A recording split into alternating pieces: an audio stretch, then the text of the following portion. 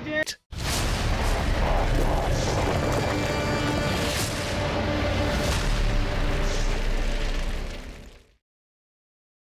मुद्दा गरम में देख रहे हैं आप। आपके साथ मैं हूं अर्पिता आर्या। कोरोना का खतरा अभी टला नहीं है, इसलिए लगातार हम आपसे अपील कर रहे हैं कि मास्क जरूर पहनें, क्योंकि मास्क है तो ही आप सुरक्षित हैं।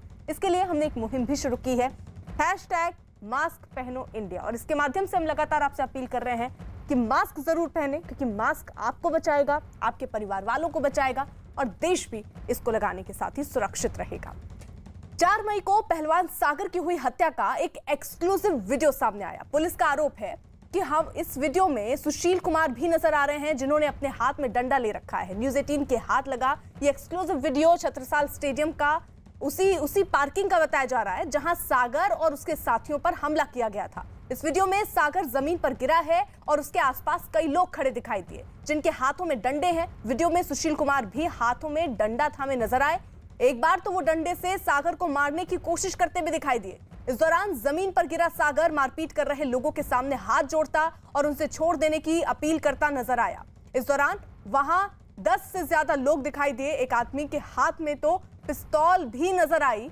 इसी वीडियो में कुछ लोग सागर के साथियों के साथ भी मारपीट करते दिखे। दावा यह किया जा रहा है कि मारपीट करने वालों में काला असौदा गैंग और नीरज बवानिया गैंग के बदमाश भी शामिल थे। जानकारी ये भी कि इस वीडियो की रोहिणी में फॉरेंसिक जांच भी कराई गई, जिसमें इस वीडियो को मोबाइल से बनाया गया असली वीडियो बताया गया। तो ये वीडियो अब सामने आया, जिससे निश्चित तौर पर सुशील कुमार की दिक्कतें बढ़ेंगी, क्योंकि इसमें बाकायदा वो हाथ में डंडा थामे नजर आ रहे हैं और वहां पर कई गैंग के लोग भी नजर आ रहे हैं। जो आरोप सुशील कुमार पर लग रहे थे कि कई गैंग से वो जुड़ चुके हैं, क्या वो वसूली का काम करवाने लग गए हैं इनके साथ मिलकर, ये तमाम आरोप उन पर लग रहे थे। और इस वीडियो में गैंग के अलग अलग गैंग के लोग भी नजर आते दिख रहे हैं। तो ऐसे में सुशील कुमार की दिक्कतें बढ़ेंगी। अब ये वीडियो, इसकी जांच भी हुई है, जिसमें ये सही पाया गया है कि ये वाकई में मोबाइल फोन से बनाया गया ही वीडियो था। 4 मई का ये वीडियो अब सामने आया है, उस दिन का जिस दिन सागर को अपहरण करके ले गया था और छत्रपाल स्टेडियम में उसकी पिटाई की गई थी, जिसके बाद अस्पताल में उसकी मौत हो गई थी। इन सब के बीच न्यूज़ 18 की टीम हरियाणा के सोनीपत में मौजूद पहलवान सागर के गांव पहुंची। सागर की मौत की वजह से घर में मातम पसरा नजर आया, घर वाले रोते बिलखते दिखाई दिए। इस दौरान न्यूज़ 18 की टीम ने सागर की मां से बातचीत की। उसमें उन्होंने सुशील कुमार के लिए फांसी की मांग की। पहलवान की मां हमारे साथ हैं, उनसे बात करते हैं।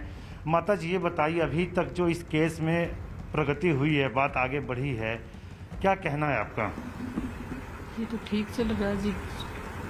अभी तक तो सरकार पूरी मदद कर रही है इसमें, और दिल्ली पुलिस भी कोशिश कर रही है, और मीडिया है, प्रशासन है, और जनता का भी सहयोग है कि ये यहाँ तक पहुँचा है।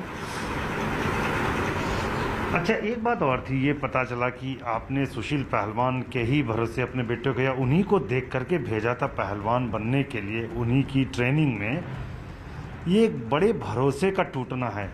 हाँ जी, मेरे बेटे का सपना था कि जब ये जिस टाइम ये मेडल लेकर आया सुशील, उसको देख के उसको कहने लगा कि मैं भी ऐसे ही मेडल लाऊंगा, और हमने इसी भरोसे से उसके सौंपा था कि मेरा बेटा भी ऐसे ही बनेगा, और मेरा बेटा मेडल लेकर आता है ओलंपिक में, लेकिन उससे ये सहन नहीं हुआ। अब तो मैं यही चाहती हूँ कोर्ट से भी, मीडिया से भी और आम जनता से भी कि जल्द से जल्द इसको सजा, फांसी की सजा होनी चाहिए। कभी क्या आपके बेटे ने शिकायत की थी कि किसी तरह की धमकी या कुछ और सुशील पहलवान या उन लोगों की तरफ से मिल रहा है? नहीं जी, कभी नहीं हुई। मेरे बेटे के साथ कोई भी बात झगड़ा नहीं था, उसका कभी भी कोई बात नहीं हुई। अच्छा, आपने कब भेजा था उनको पहलवानी के लिए अखाड़े में कि सुशील कुमार की सरपरस्ती में वो आगे बढ़े? किस साल की बात? 2013 में भेजा था उसे। 2013? हाँ जी, और वहाँ सतपाल भी थे और रामफल था, और उन्होंने 3-4 बच्चों के साथ ट्रायल लेने के बाद कही थी कि छोड़ जा, बच्चा ठीक है और ये कामयाब हो जाएगा। अच्छा, अभी तक पुलिस आप लोगों को क्या बता रही है इस मामले में? पुलिस ने क्या जानकारी दी है, सूचना दी, उनको क्या क्या मिला है? पुलिस तो यही बता रही है कि जिसके पुख्ता सबूत हमारे पास, और इंसाफ होएगा। मां से बातचीत के बाद सागर के फूफा से भी न्यूज़ 18 की टीम ने बात की, जिसमें उन्होंने सुशील पर जांच में सहयोग नहीं करने का आरोप लगाया।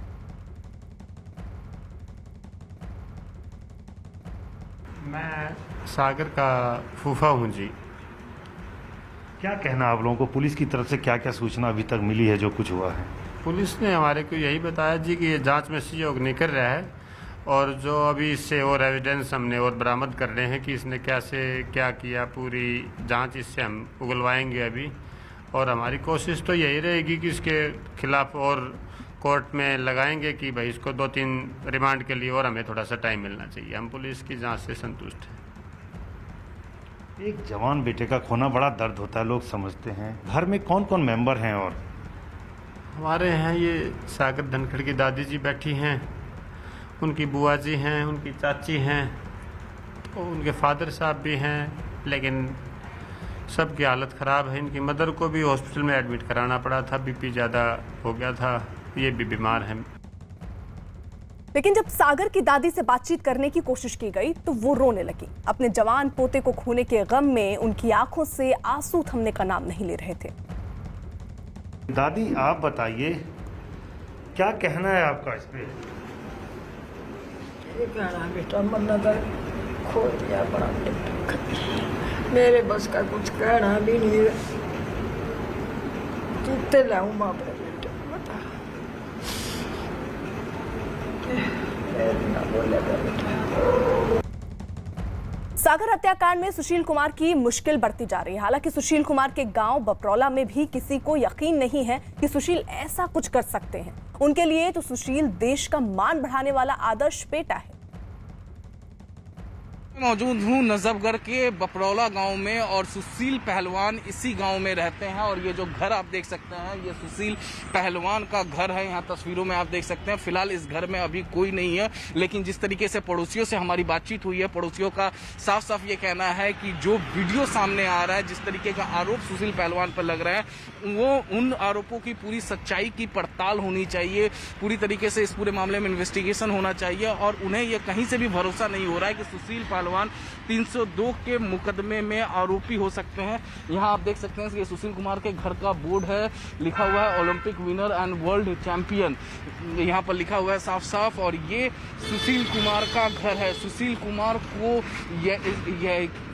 ये घर है। और जो पड़ोसी है सुशील कुमार का, उनसे भी जब मैंने बात की तो उनका ये साफ साफ कहना था कि उन्होंने बचपन से सुशील कुमार को देखा है, और उन पर जो आरोप इस तरीके से लगे हैं, उन आरोपों पर उन्हें किसी भी तरीके से भरोसा नहीं हो रहा है। पुलिस को अभी और तफ्तीश करने की जरूरत है, ऐसा इस गांव के लोगों का कहना है।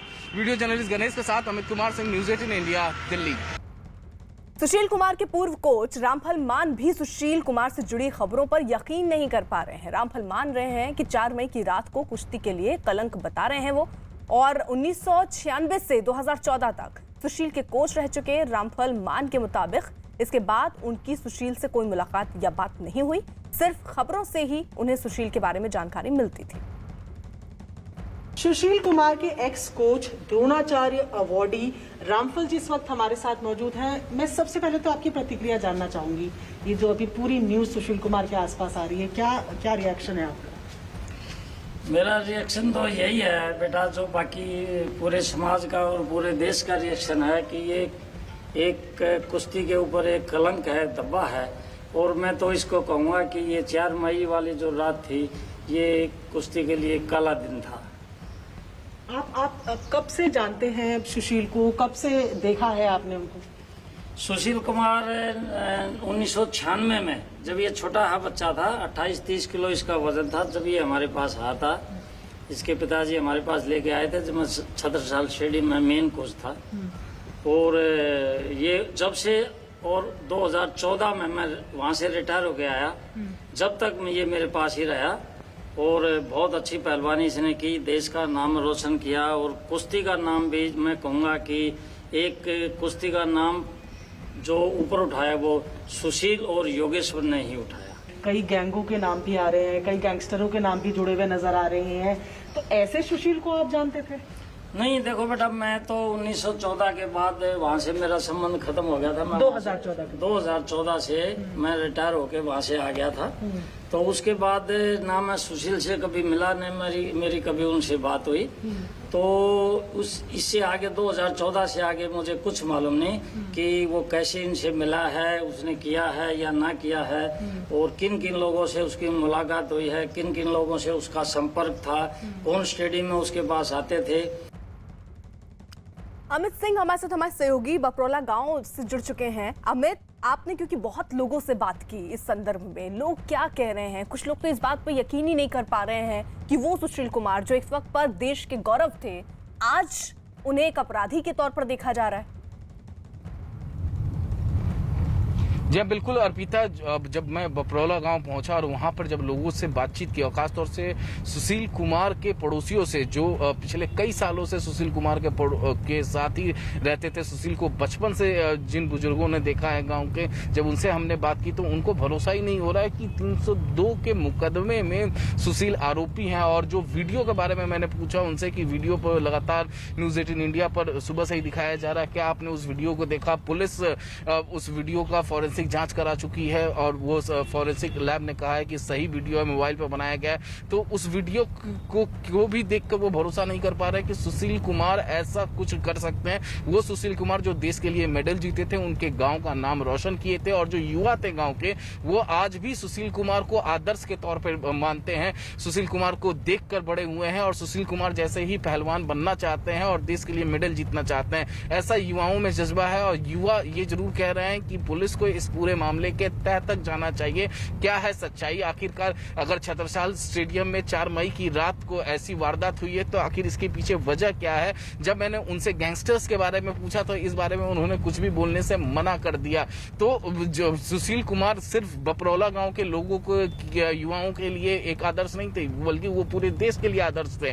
और जिस तरीके से वीडियो सामने आया है उस वीडियो को देखें, और जिस तरीके से पुलिस की investigation, Delhi police crime branch की टीम की इन्वेस्टिगेशन लगातार जिस तरीके से आगे बढ़ रही है, और जो वीडियो सामने आया, 8 लोगों की गिरफ्तारी हुई, और जो आज दिल्ली हाई कोर्ट में दिल्ली पुलिस की जो रुख था, जिस तरीके से सुशील की मां की याचिका का विरोध दिल्ली पुलिस ने किया है, और उसके बाद हाई कोर्ट ने आदेश दिया कि इस पूरे मामले में वो कोई फैसला नहीं देना चाहते हैं क्योंकि आधार इसका कोई नहीं बनता है। तो ये सब देखते हुए लोगों को भरोसा नहीं हो रहा, फिर भी पुलिस इस पूरे मामले में इन्वेस्टिगेशन कर रही है। ठीक है, आप रहिए जरा अमित साहब। पुलिस की जांच में सच सामने आ जाएगा, लेकिन इसी बीच पूर्व खेल मंत्री राज्यवर्धन सिंह राठौर ने पूरे घटनाक्रम पर दुख जताया, साथ ही उम्मीद जताई कि सुशील जैसे ऐसे बड़े खिलाड़ियों को अपने व्यवहार को सुधारना चाहिए, क्योंकि इन लोगों को आम लोग आदर्श की तरह देखते हैं और उन्हें अपना रोल मॉडल मानते हैं।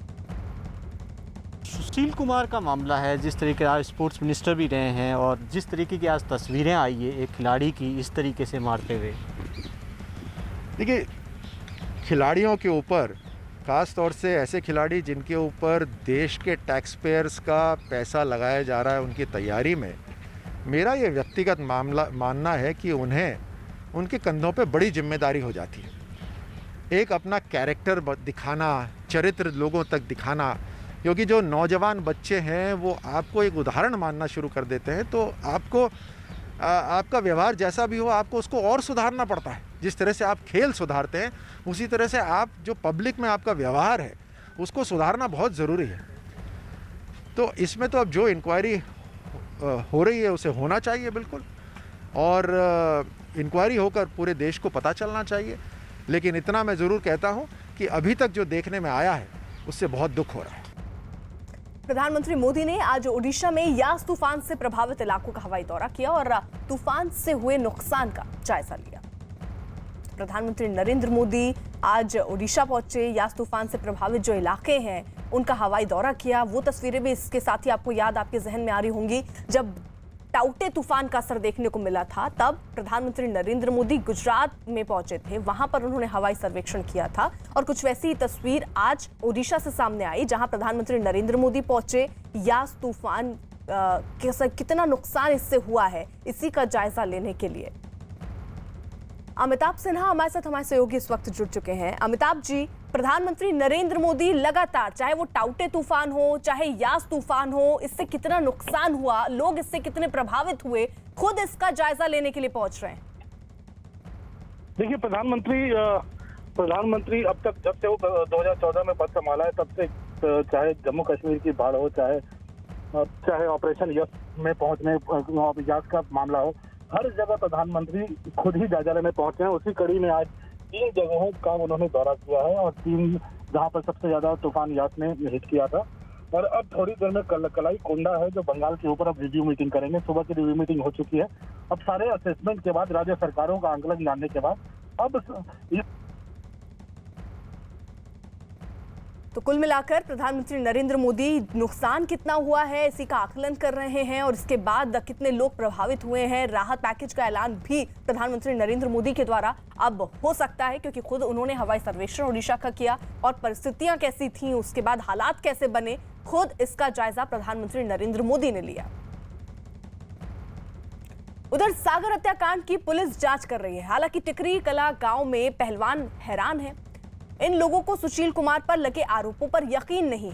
सुशील के साथ प्रैक्टिस करने का दावा करने वाले इन लोगों का मानना है कि जांच के बाद पूरा सच सामने आएगा। टिकरी कला गांव में यहाँ पर मौजूद है और बड़ी तादाद में जब सुशील का करियर जब राइस पे था, जब वो सफलता चूम रहे थे, तब युवाओं ने उनको अपना आदर्श माना और उसके बाद अब ये पूरा प्रकरण सामने आया है।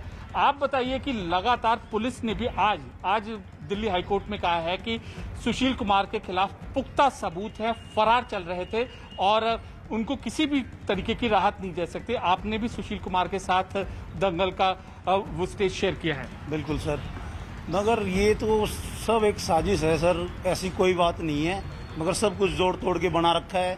मगर सुशील हमारा अच्छा आइडल है, हमेशा हमारे साथ पहलवानी की, छत्रसाल स्टेडियम में भी, मुंडका दंगल में भी बहुत अच्छे इंसान थे।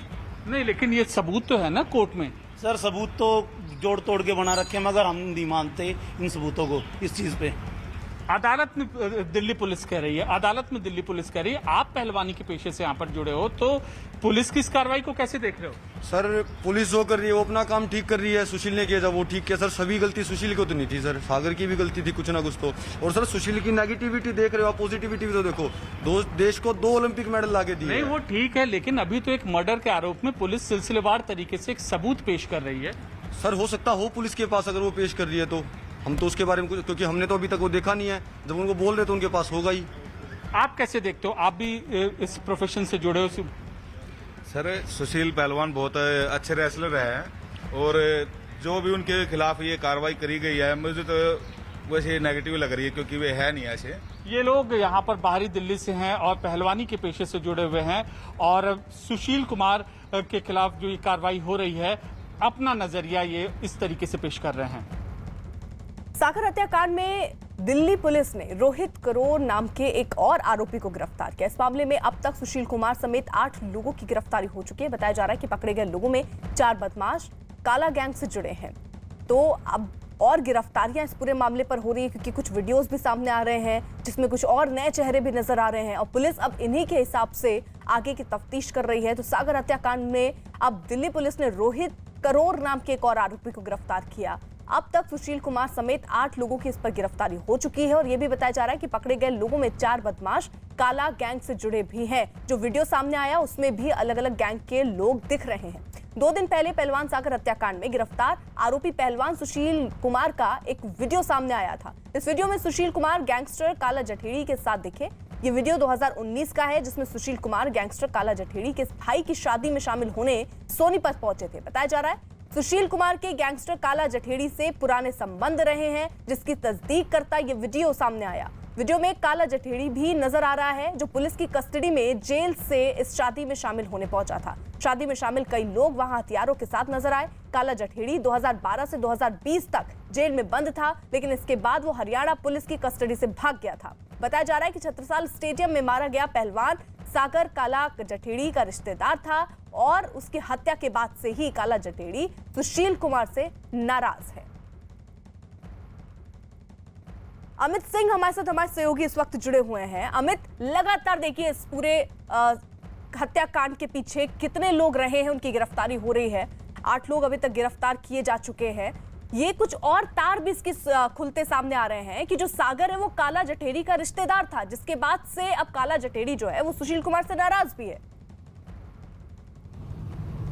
जी हाँ, बिल्कुल अर्पिता, काला जटेरी जो कि गैंगस्टर है, बदमाश है, और यही वजह था कि जो खबरें निकल कर आई थी सोर्सेस के हवाले से कि सूत्र बताते हैं कि जिस वक्त फरार था सुशील पहलवान, उस वक्त उसकी पूरी कोशिश थी कि वो काला जटेरी के साथ किसी भी तरीके से म्यूचुअल कर ले, क्योंकि पहलवान सागर जो कि मृतक पहलवान सागर वो काला जटेरी काला का रिश्तेदार था, और उसकी हत्या के बाद से गैंगस्टर जो है काफी ज्यादा नाराज चल रहा था, और नाराजगी को दूर करने के लिए एक बार सुशील पहलवान उनसे मुलाकात करना चाहता था काला जटेरी से, और म्यूचुअल करना चाहता था, जो गिले शिकवे थे उसे दूर करना चाहता था, ऐसी खबरें आई थी। अब इसके बारे में दिल्ली पुलिस विस्तार में कोर्ट में जानकारी देखी कि कहां जब फरारी के दौरान सुशील पहलवान रुके थे, क्या क्या कर रहे थे, किसके किसके संपर्क में थे, क्योंकि एक बात तो तय था कि सुशील पहलवान जिस वक्त फरार थे उस वक्त वो अपने साथ मोबाइल कैरी नहीं कर रहे थे, और जो दिल्ली पुलिस बता रही है,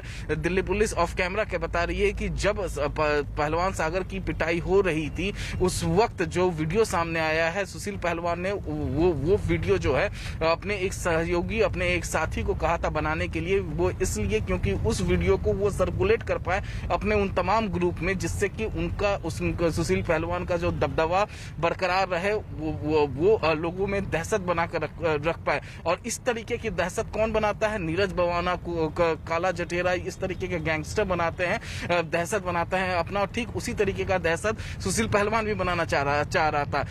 नीरज बवाना गैंग के साथ भी सुशील पहलवान के रिश्ते निकलकर सामने आ रहे हैं। बताया ये जा रहा था कि जिस वक्त किडनैप किया गया सागर पहलवान को, उस वक्त जो है नीरज बवाना गैंग के सदस्य जो है उसके साथ थे, सुशील पहलवान की जो गाड़ी को फॉलो कर रहे थे, जो उसकी होंडा सिटी कार थी उसको फॉलो कर रहे थे पीछे एक दूसरी गाड़ी में। तो ये तमाम अमित, जो जब ये केस सामने आया था तो पहलवान सागर को लेकर ये बातें आ रही थी कि कुछ फ्लैट को लेकर, कुछ घर को लेकर लड़ाई झगड़ा है, जिसकी वजह से ये मारपीट हुई और उसके बाद उसकी मौत हो गई। लेकिन अब जैसे जैसे वीडियो सामने आ रहे हैं, चीजें सामने आ रही हैं, दिख रहा है कि कुछ और भी तार हो सकते हैं, क्योंकि कई गैंग के लोग उस वीडियो में नजर आ रहे हैं, कई गैंग से सुशील कुमार के तार जुड़ते सामने आ रहे हैं। और ये भी खबरें आ रही थी कि सुशील कुमार बाकायदा ऐसा धंधा करना चाह रहे थे जिसमें वो लोगों को डरा सके और कारोबार कर पाए। क्या ऐसी भी खबरें सामने आ रही थी? जी देखिए, जिस तरीके से एक तो फ्लैट वाली बात वो सच है, क्योंकि खुद सागर पहलवान की मां और उनके दूसरे रिश्तेदारों ने कहा है कि सुशील पहलवान के फ्लैट में सागर पहलवान रह रहे थे, और ये सुशील कुमार ने खुद सागर से कहा था उनके फ्लैट में रहने के लिए। वजह था क्योंकि कोरोना का काल चल रहा था, कोरोना से वो संक्रमित ना हो जाए, इस वजह से ऐसा सागर पहलवान की मां का दावा है कि इसी वजह से सुशील पहलवान ने कहा था कि अपने फ्लैट पर रह ले। लेकिन वो फ्लैट फिर छोड़ भी दिया था सागर पहलवान ने, ऐसा सागर पहलवान की मां का दावा है। बहरहाल इस पूरे मसले पर इन्वेस्टिगेशन कर रहा है। और जो दूसरी पहलू है कि दबदबा बनाने वाली, गैंगस्टर जैसा काम करने वाला, तो देखिए जब सुशील पहलवान ने जो अपने सहयोगी से कहा कि इस पूरी घटना को, पूरी वारदात 4 मई की रात वाली पूरी वारदात को मोबाइल वीडियो बनाने के लिए, तो और उस वीडियो को सभी ग्रुप्स में सर्कुलेट करने के लिए, अपना बादशाहत कायम रखने के लिए, अपना दबदबा बनाने के लिए उसने ये वीडियो बनाने के लिए बोला था। तो ये काम उस तरीके के लोग करते हैं जो कि गैंगस्टर बनना चाहते हैं, अपना दबदबा कायम रखना चाहते हैं। तो इस बारे में भी जाहिर तौर पे 29 तारीख कल सुशील पहलवान की कस्टडी खत्म हो रही है। कल सुशील पहलवान को दिल्ली पुलिस रोहिणी कोर्ट में पेश करेगी, तो जाहिर तौर पे कल ही दिल्ली पुलिस कोर्ट को बताएगी कड़ी से कड़ी जोड़कर। और खासतौर से ये जो वीडियो सामने आया है, फॉरेंसिक लैब इसको सही बता चुके हैं। इसके अलावा 8 लोगों की गिरफ्तारी हुई है इस पूरे मामले पे। बीते कल रोहित की गिरफ्तारी हुई है, जो रोहित जो कुक बताया जा रहा है, और घटना वाली रात यानी वारदात वाली रात 4 मई की रात को वो उसी छत्रसाल स्टेडियम में मौजूद था। तो पुलिस जो है हर तह तक जाना चाहती है, ग्रास रूट लेवल तक जाना चाहती है, और इसी वजह से जितने भी लोग थे छत्रसाल स्टेडियम में और जिन पर भी आरोप है, शक है, उनको गिरफ्तारी किया जा रहा है, उनके बयान रिकॉर्ड किए जा रहे हैं। और इसके साथ साथ फॉरेंसिक एविडेंस भी पुलिस इकट्ठा कर रही है, क्योंकि जब सुशील पहलवान की गिरफ्तारी हुई और उसके बाद दूसरे आरोपियों की उसके बाद लगातार जो गिरफ्तारी गिरफ्तारी हुई, सबको लेकर छत्रसाल स्टेडियम पहुंची थी पुलिस। और यही नहीं, सुशील पहलवान को लेकर चंडीगढ़ भी गई थी, हरियाणा के अलग अलग इलाके में गई थी। तो तमाम एंगल से पुलिस इस पूरे मामले में इन्वेस्टिगेशन कर रही है, फॉरेंसिक एविडेंस इकट्ठा किया जा रहा है, जैसे फिंगरप्रिंट्स वगैरह। और अब वीडियो एविडेंस, सबसे बड़ा एविडेंस पुलिस के पास है, फिंगरप्रिंट्स एविडेंस लेंगी और उन तमाम एविडेंस को लेकर कोर्ट के सामने रखेगी और पूछेगी। कल जब 6 दिन की कस्टडी खत्म होगी तो कोर्ट से जाहिर तौर पे पुलिस जो है आगे भी कस्टडी मांगेगी। आगे क्यों मांगेगी, इस बारे में क्या क्या और उनको इन्वेस्टिगेट करना है, इस बारे में कोर्ट को बताएगी। अभी तक क्या निकल कर आया है उस बारे में बताएगी। और जाहिर तौर पे जब ये 14 दिन की कस्टोडियल उनका खत्म होगा, उसके बाद जब वो चार्जशीट पुलिस इस पूरे मामले पे दायर करेगी तो उसमें सिलसिलेवार तरीके से 1 2 3 4 5 6 करके पूरा डेटा डालेगी कि कौन कौन से एविडेंस है, वीडियो एविडेंस, फॉरेंसिक एविडेंस, उन तमाम एविडेंस को डालेगी और कड़ी से कड़ी जोड़ेगी। देखिए, जब आज दिल्ली हाई कोर्ट में सुशील कुमार की मां की याचिका पर सुनवाई हो रही थी, उस वक्त जो दिल्ली पुलिस का रुख था, उस रुख को देखने के बाद ये स्पष्ट हो जाता है कि कल किस तरीके से दिल्ली पुलिस अपनी दलीलें जो है कस्टडी मांगने के समय कल रोहिणी कोर्ट में रखेगी। क्योंकि आज दिल्ली हाई कोर्ट में स्पष्ट तरीके से दिल्ली पुलिस की क्राइम ब्रांच की टीम ने, दिल्ली पुलिस के वकील ने कोर्ट से कहा कि उन्होंने पूरा बल लगा दिया सुशील कुमार को गिरफ्तार करने के लिए। ये 2 तस्वीरें देखिए, एक वीडियो जो सामने आया 4 मई का, अब वो उसमें दिख रहा है कि सुशील कुमार हैं, उनके हाथों में बकायदा डंडा है, कुछ गैंग के यहाँ पर लोग भी नजर आ रहे हैं और ये बताया जा रहा है ये वीडियो उन्हीं का एक साथी बना रहा था और ये बनवाया गया दरअसल वीडियो, ताकि इस वीडियो को और लोगों को, यानी कुछ ऐसे कारोबार वो करना चाह रहे थे जिसमें उनको अपनी धमक दिखानी थी, जिसके लिए बकायदा वीडियो बनवाया और उसको सर्कुलेट करने का इनकी मंशा उस वक्त सुशील की ये थी। लेकिन इनको अंदाजा नहीं था कि जिस सागर की वो पिटाई कर रहे हैं उसकी उस पिटाई से मौत हो जाएगी। उसके बाद एक और तस्वीर देखिए, जठेड़ी से 2019 का ये वीडियो है जहां बताया जा रहा है उनके संबंध थे, बकायदा जठेड़ी के भाई की शादी थी, जिस शादी में शामिल होने के लिए सुशील कुमार वहां पर पहुंचे थे। ये बताया जा रहा है कई ऐसे गैंग हैं, नीरज भवाना गैंग से भी वो जुड़े हुए हैं, कई ऐसे गैंग जिनसे वो जुड़ गए थे और कुछ इसी तरीके से घरों को खाली कराना, इस तरीके का काम भी वो करवाने लग गए थे। क्या ये तार उधर से अब जुड़ते हुए दिख रहे हैं? ये भी अब बड़ा सवाल सुशील कुमार के लिए, और ये वीडियो जाहिर तौर पर उनकी मुश्किलें आने वाले दिनों में जरूर बढ़ाएगा। अमित, अब देखिए कस्टडी क्योंकि खत्म हो रही है, कितने दिन की कस्टडी पुलिस अभी और मांग सकती है? देखिए, 6 दिन की कस्टडी पुलिस की कल खत्म होगी। सुशील पहलवान 6 दिन की कस्टडी में थे, कल उनकी खत्म हो रही है, तो जाहिर तौर पे 14 दिन की कस्टडी जो है दिल्ली पुलिस ले सकती है। क्राइम ब्रांच यानी कस्टडी में लेकर सुशील कुमार से 14 दिन तक पूछताछ कर सकते हैं। कल 6 दिन की खत्म होगी, उसके बाद बचता है और 8 दिन। तो पुलिस की भरसक कोशिश होगी कि इस पूरे 8 दिन तक सुशील पहलवान को कस्टडी में रखा जाए और उन तमाम पहलुओं पर पूछताछ की जाए। जिस तरीके से वीडियो बनवाने का मामला सामने आया है और जिस तरीके से देखिए नीरज भवाना गैंग भी इसी तरीके से अपनी धमक लोगों को सामने पेश कर रहा था, अब लोगों को डरा रहा था, धमका रहा था, वसूली कर रहा था। तमाम मुकदमे नीरज भवाना के ऊपर और नीरज भवाना के गैंग के सदस्यों पर है और उस गैंग को अब तोड़ने का काम, गिरफ्तार करने का काम, खत्म करने का काम दिल्ली पुलिस की स्पेशल सेल कर रही है। तो कहीं पुलिस को ऐसा भी लग सकता है कि सुशील पहलवान जो है कहीं उसी रास्ते पे तो नहीं चल गया। तो उस रास्ते पे अगर चल गया है तो इस के गैंग को भी खत्म करने के कौन कौन लोग हैं, क्या मंशा थी, तो इन तमाम मामले पर भी इन्वेस्टिगेशन करना है। तो जाहिर तौर पर 8 दिन की और कस्टडी पुलिस और मांग सकती है। देखना होगा कल कितने दिन की कस्टडी मांगते हैं। जी शुक्रिया अमित। इन सब के बीच न्यूज़ 18 की टीम हरियाणा के सोनीपत में मौजूद पहलवान सागर के गांव पहुंची। सागर की मौत की वजह से घर में मातम पसरा नजर आया, घर वाले रोते बिलखते दिखाई दिए। इस दौरान न्यूज़ 18 की टीम ने सागर की मां से बातचीत की, जिसमें उन्होंने सुशील कुमार के लिए फांसी की मांग की। पहलवान की मां हमारे साथ हैं, उनसे बात करते हैं। माता जी, ये बताइए, अभी तक जो इस केस में प्रगति हुई है, बात आगे बढ़ी है, क्या कहना है आपका? ये तो ठीक चल रहा है जी, अभी तक तो सरकार पूरी मदद कर रही है इसमें और दिल्ली पुलिस भी कोशिश कर रही है और मीडिया है, प्रशासन है और जनता का भी सहयोग है कि ये यहाँ तक पहुँचा है। अच्छा, एक बात और थी, ये पता चला कि आपने सुशील पहलवान के ही भरोसे अपने बेटे को या उन्हीं को देख करके भेजा था पहलवान बनने के लिए, उन्हीं की ट्रेनिंग में। ये एक बड़े भरोसे का टूटना है। हाँ जी, मेरे बेटे का सपना था कि जब ये जिस टाइम ये मेडल लेकर आया सुशील, उसको देख के उसको कहने लगा कि मैं भी ऐसे ही मेडल लाऊंगा और हमने इसी भरोसे से उसके सौंपा था कि मेरा बेटा भी ऐसा ही बनेगा। और मेरा बेटा मेडल लेकर आता है ओलंपिक में, लेकिन उससे ये सहन नहीं हुआ। अब तो मैं यही चाहती हूँ कोर्ट से भी, मीडिया से भी और आम जनता से भी कि जल्द से जल्द इसको सजा, फांसी की सजा होनी चाहिए। कभी क्या आपके बेटे ने शिकायत की थी क्या किसी तरह की धमकी या कुछ और सुशील पहलवान या उन लोगों की तरफ से मिल रहा है? नहीं जी, कभी नहीं की। मेरे बेटे के साथ कोई भी बात झगड़ा नहीं था, उसका कभी भी कोई बात नहीं हुई। अच्छा, आपने कब भेजा था उनको पहलवानी के लिए अखाड़े में कि सुशील कुमार की सरपरस्ती में वो आगे बढ़े? किस साल की बात? 2013 में भेजा था उसे। 2013? हाँ जी। और वहाँ सतपाल भी थे और रामफल था, और उन्होंने 3-4 बच्चों के साथ ट्रायल लेने के बाद कही थी कि छोड़ जाए, बच्चा ठीक है और ये कामयाब हो जाएगा। अच्छा, अभी तक पुलिस आप लोगों को क्या बता रही है इस मामले में? पुलिस ने क्या जानकारी दी है, सूचना दी, उनको क्या क्या मिला है? पुलिस तो यही बता रही है कि जिसके पुख्ता सबूत हमारे पास और इंसाफ होएगा। मां से बातचीत के बाद सागर के फूफा से भी न्यूज़ 18 की टीम ने बातचीत की, जिसमें उन्होंने सुशील पर जांच में सहयोग नहीं करने का आरोप लगाया। मैं सागर का फूफा हूं जी। क्या कहना आप लोगों को, पुलिस की तरफ से क्या क्या सूचना अभी तक मिली है जो कुछ हुआ है? पुलिस ने हमारे को यही बताया जी कि ये जांच में सहयोग नहीं कर रहा है, और जो अभी इससे और एविडेंस हमने और बरामद कर रहे हैं कि इसने कैसे क्या किया, पूरी जांच इससे हम उगलवाएंगे अभी।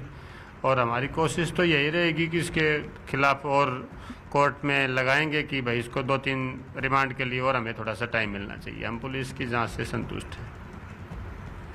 एक जवान बेटे का खोना बड़ा दर्द होता है, लोग समझते हैं। घर में कौन कौन मेंबर हैं? और हमारे हैं ये सागर धनखड़ की दादी जी बैठी हैं, उनकी बुआ जी हैं, उनकी चाची हैं, तो उनके फादर साहब भी हैं, लेकिन सबकी हालत ख़राब है। इनकी मदर को भी हॉस्पिटल में एडमिट कराना पड़ा था, बीपी ज़्यादा हो गया था, ये भी बीमार हैं। लेकिन जब सागर की दादी से बातचीत करने की कोशिश की गई तो वो रोने लगी। अपने जवान पोते को खोने के गम में उनकी आंखों से आंसू थमने का नाम नहीं ले रहे थे। दादी, आप बताइए क्या कहना है आपका इस पे? ये कहना बेटा, मन्नत खो दिया बड़ा बेटा, मेरे बस का कुछ कहना भी नहीं। जीते लाऊं माँ अपने बेटे को, बता ना बोलेगा बेटा। प्रधानमंत्री मोदी ने यास तूफान से हुए नुकसान का जायजा लिया। उन्होंने बंगाल और ओडिशा के तूफान प्रभावित इलाकों का हवाई सर्वे किया। तो बंगाल और ओडिशा में यास से कितना नुकसान हुआ है? 128 गांव ऐसा बताया जा रहा था कि तूफान की चपेट में आए हैं, और बहुत लोग ऐसे हैं जिनका आशियाना उजड़ गया है। बहुत सारे किसान ऐसे हैं जिनकी फसल बर्बाद हो गई है, और उन्हीं का कितना नुकसान हुआ, कितने लोग इससे प्रभावित हुए, इसका जायजा लेने के लिए खुद प्रधानमंत्री नरेंद्र मोदी पहुंचे हैं। अमिताभ सिन्हा हमारे साथ, हमारे सहयोगी इस वक्त जुड़ चुके हैं। अमिताभ जी, जैसे गुजरात में जब वो गए थे, कुछ राहत पैकेज देने का ऐलान भी किया गया था, क्या यहाँ पर भी ऐसा कोई ऐलान किया गया है या आने वाले वक्त में किया जा सकता है? बिल्कुल, ऐलान तो होना ही है, क्योंकि काफी नुकसान हुआ है, जान माल, काफी जानें बचाई भी गई हैं। 2 लाख लोगों से ज्यादा लोगों को वहां से इवैक्यूएट करके, तो एक जान माल का नुकसान, लेकिन खेत जिनकी फसल का नुकसान हुआ है, जिनके घर तूफान के चलते उखड़ गए हों, उनके लिए काफी मात्रा में कंपेंसेशन की जरूरत है। और 2-3 जिले जहां पर सबसे ज्यादा डिवेस्टेशन हुआ है, वहां का एरियल सर्वे करके प्रधानमंत्री ने अपना आकलन तो किया ही है। अब राज्य सरकारों का भी आकलन उनको मिल चुका है। भुवनेश्वर में उन्होंने तमाम नेताओं से बात की थी, जहां पर खुद बिजू पटनायक, वहां के नवीन पटनायक वहां के मुख्यमंत्री मौजूद थे, धर्मेंद्र प्रधान जो पेट्रोलियम मंत्री हैं केंद्र में, वो वहां मौजूद थे। तो और अब बंगाल के ऊपर उनकी बैठक होगी, और उसके बाद ये साफ हो जाएगा कि प्रधानमंत्री कितने का ऐलान करने वाले हैं राहत पैकेज का। तो मुझे लगता है अगर 1000 करोड़ वहां गुजरात और दीव और महाराष्ट्र के तटीय इलाकों के लिए अगर वहां पर रिलीज किए गए थे, तो यहाँ पर डिवास्टेशन के लिए कुछ ना कुछ प्रधानमंत्री राहत के लिए कुछ ना कुछ सौगात लेकर आएंगे। जी,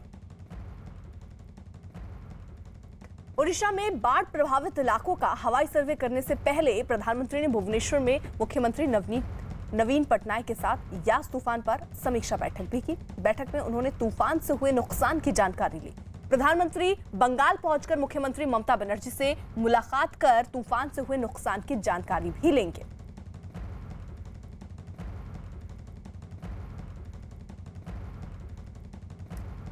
वहीं रांची में काची नदी पर करोड़ों की लागत से बना पुल यास तूफान के असर को नहीं झेल पाया। बताया गया कि तूफान की वजह से हो रही बारिश से नदी का जलस्तर बढ़ गया और एक दिन पहले ये पुल पानी में धंसकर टूट गया। करीब 600 मीटर लंबे इस पुल के अचानक धंसने से इसके दोनों ओर लोग फंस गए और जान जोखिम में डालकर पुल पार करते भी कुछ लोग नजर आए। हारीडीह पुल आखिरकार गिर ही गया क्योंकि इसके निर्माण में बरती गई अनियमितता इसकी बड़ी वजह बनी है और साफ तौर से वो देख सकते हैं जो ब्रिज के पिलर में जो छड़ लगी हुई है उसकी भी स्थिति क्या है, वो कितनी पतली है, जो बताती है कि कहीं ना कहीं निर्माण कार्य में लापरवाही बरती गई। वहीं पर बारू उत्खनन जो कि माइनिंग का काम है यहाँ पर धड़ल्ले से जारी था। कई दिनों से यहाँ पर आए दिन करीब 100 गाड़ियां जो है प्रतिदिन यहां से बालू उठाव हो रहा था। वो भी इसकी वजह रही कि ब्रिज जो है आज धराशायी हो गया। काफी कमजोर नजर आ रहा था ना। हाँ, तभी तो ये फिर से एक बार ये इसका चबूतरा नीचे फिर एक बार दोबारा से बनवाया था। उसको पता था कि ये कमजोर है। हाँ, फिर देखिए वो बनाया हुआ है दूसरा चबूतरा नीचे, वैसे उसमें भी बनाया था, दोनों में बनाया था कि ये कमजोर लग रहा था उसको भी। इंजन पर ये 1.5 साल पहले बना था। जब फाइनल हुआ उसके बाद 17 में हुआ, 18 में फिर एक बारिश में वैसे साइड में सब बालू निकाल लिया तो फिर ये चबूतरा बनवाया था। हाँ, उसके बाद तो यही हुआ। वहीं पुल टूटने के बावजूद लोगों को जान जोखिम में डालकर इसका इस्तेमाल करने की खबर मिलने पर पुलिस वहां पहुंची। पुलिस ने पुल तक जाने वाले रास्तों को बंद कर दिया। इलाके के लोगों ने पुल बनाने में घटिया सामान का इस्तेमाल किए जाने का आरोप लगाते हुए जिम्मेदार लोगों पर कार्रवाई की मांग करते हुए प्रदर्शन भी शुरू कर दिया है। बुंडू और तमाड़ को जोड़ने वाला हाराडीह पुल कल जो है यहाँ पर गिर चुका है और उस वजह से लोगों को आने जाने में खासी परेशानी हो रही है। इसे लेकर ग्रामीणों में भी जो है वो आक्रोश जो है वो साफ तौर से है और इस पुल का निर्माण और जो इस पुल के निर्माण में दोषी लोग हैं उनके खिलाफ कार्रवाई की मांग जो है वो ग्रामीणों द्वारा की जा रही है। उच्च स्तरीय जांच की भी मांग की जा रही है। हम इनसे ही जुड़ते हैं और जानने की कोशिश करते हैं, आप लोग कितने इस पुल के टूटने से कितने ज्यादा प्रभावित हुए, आने जाने में परेशानी है? देखिए, जो ये पुल है ना, ये सोनाहतू, बुंडू, तमाड़, राहे, एक तरह से 5 परगना की ये लाइफलाइन रोड है। ये पूरा 4 प्रखंड की जोड़ती है और साथ ही जो यहाँ आसपास में एक बहुत बड़ा दार्शनिक स्थल है हराडी बुढ़ाडी मंदिर, ये भी श्रद्धालु की भीड़ हमेशा बनी हुई रहती है। हम लोग का यही मांग हो कि जो पुल टूटा है इसका उच्च स्तरीय जांच हो, साथ ही साथ जो दोषी अभियंता और संवेदक है इसके ऊपर कार्रवाई होनी चाहिए। उधर कोरोना वैक्सीन पर सरकार और विपक्ष में वार पलटवार का सिलसिला और तेज हो गया है। राहुल गांधी ने वैक्सीन को लेकर केंद्र सरकार पर हमला बोला। उन्होंने दावा किया कि अभी तक देश में सिर्फ 3% लोगों को ही वैक्सीन दी गई। राहुल के आरोपों का बीजेपी ने भी जवाब दिया। केंद्रीय मंत्री प्रकाश जावड़ेकर ने राहुल पर देश और जनता का अपमान करने का आरोप लगाया। वैक्सीन स्ट्रेटेजी के बारे में मैंने डायरेक्टली प्रधानमंत्री को कि अगर हिंदुस्तान ने वैक्सीन स्ट्रेटेजी नहीं ठीक लगाई, एक बार नहीं अनेक बार लोग मरेंगे। एक वेव नहीं आएगी, 2 वेव नहीं आएगी, 3 वेव नहीं आएगी, 4 वेव नहीं आएगी, आती जाएंगी, क्योंकि वायरस अडेप्ट करता है। राहुल जी, अगर वैक्सीन की चिंता ही करते हो तो जरा अपने कांग्रेस के राज्यों में ध्यान दो, वहां वैक्सीनेशन में गड़बड़ हो रही है। उनको जो 1 मई से कोटा दिया गया है, 18 से 45 उम्र के लोगों के लिए उत्पादकों से 25% उनके लिए रिजर्व है, वो तो ले नहीं रहे। आज तक ये 20 करोड़ वैक्सीन जो दिए गए हैं वो पूरे केंद्र सरकार ने दिए हैं और वो पूरे मुफ्त दिए हैं। कोरोना के मामलों में कमी आने के बाद दिल्ली में अनलॉक की प्रक्रिया शुरू हो गई है। मुख्यमंत्री अरविंद केजरीवाल ने खुद इसका ऐलान किया। उन्होंने कहा कि सोमवार से दिल्ली धीरे धीरे अनलॉक होगी और इसके तहत फिलहाल 1 हफ्ते के लिए निर्माण कार्य और फैक्ट्री खुलेगी। सोमवार को सुबह 5 बजे तक ये वाला लॉकडाउन है आज एलजी साहब की अध्यक्षता में डीडीएमए की मीटिंग हुई, दिल्ली डिज़ास्टर मैनेजमेंट अथॉरिटी की, और उसमें कुछ निर्णय लिए गए हैं लॉकडाउन खोलने के लिए। तो सबसे पहली चीज़ तो ये कि अब धीरे धीरे लॉकडाउन खोलने की प्रक्रिया चालू कर रहे हैं। अपने दिल्ली में उत्तर प्रदेश से, बिहार से, आसपास के और राज्यों से दिल्ली आते हैं आजीविका कमाने के लिए, दिहाड़ी के ऊपर काम करते हैं और बहुत ही मुश्किल परिस्थितियों के अंदर जीते हैं। ऐसे मजदूर सबसे ज़्यादा अपने को कंस्ट्रक्शन एक्टिविटीज़ में और फैक्ट्रियों में काम करने वाले मिलते हैं। तो आज इन दो चीज़ों को मीटिंग में ये तय किया गया कि इन दो गतिविधियों को सोमवार को सुबह से खोला जाएगा। जब 5 बजे ये वाला लॉकडाउन ख़त्म होगा तो अगले 1 हफ्ते के लिए इन दो गतिविधियों को खोला जा रहा है, कंस्ट्रक्शन एक्टिविटीज़ को और फैक्ट्रीज़ को।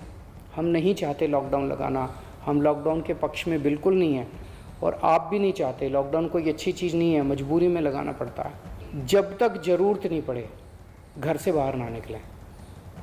ज़रूरत बहुत ज़रूरी हो तभी घर से बाहर निकलें, ज़रूरत ना पड़े तो घर से बाहर ना निकलें। ये समय बहुत ही नाजुक समय है, हम सबको बड़ी जिम्मेदारी के साथ आचरण करना है ताकि हम सब मिलके अपनी दिल्ली को बचा सकें, अपने देश को बचा सकें।